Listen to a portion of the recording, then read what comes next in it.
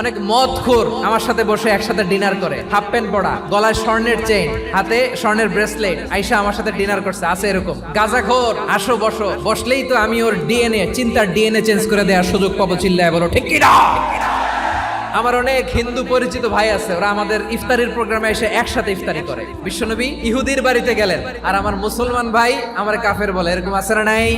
মুসলিমরা দেখতে পারে না, সহ্য করতে পারে। বিষ্ণু ইসা ইসলামের খাদেম ছিল ইহুদি, এতদিন খেদমত করলো, একদিনও বিশ্বনবী ওর কালিমার দাওয়াত দেয় নাই। কারণ কি? বিশ্বনবী একটা ভালো সময়ের অপেক্ষা করতেছিলেন, দায়ী সুযোগ খুঁজে কখন দাওয়া দিলে ব্যাটে বলে হবে, ঝোপ বুঝে কোপ মারে। বিষ্ণু ইসা ইসলাম ভালো সময়ের অপেক্ষা করতেছিলেন, দেখি আস্তে আস্তে এমন সময় আসছে, ছেলে এবার মুমূর্ষ, যখনই টাইমিং পেয়েছেন দাওয়াত দিলেন, পড়ো লা ইলাহা ইল্লাল্লাহ। প্রতিবেশী ইহুদি হোক হিন্দু হোক, যাবেন, সুসম্পর্ক রাখবেন, উপহার দিবেন, বিপদে পাশে দাঁড়াবেন, অসুস্থ হইলে একটু আপেল নিয়ে যান, আঙ্গুর নিয়ে যান। ইসলামের বিউটি দেখে, সৌন্দর্য দেখে অবাক হবে, নসিব ভালো হলে কোনোদিন কালিমা পড়ে মুসলমান হয়ে যাবে।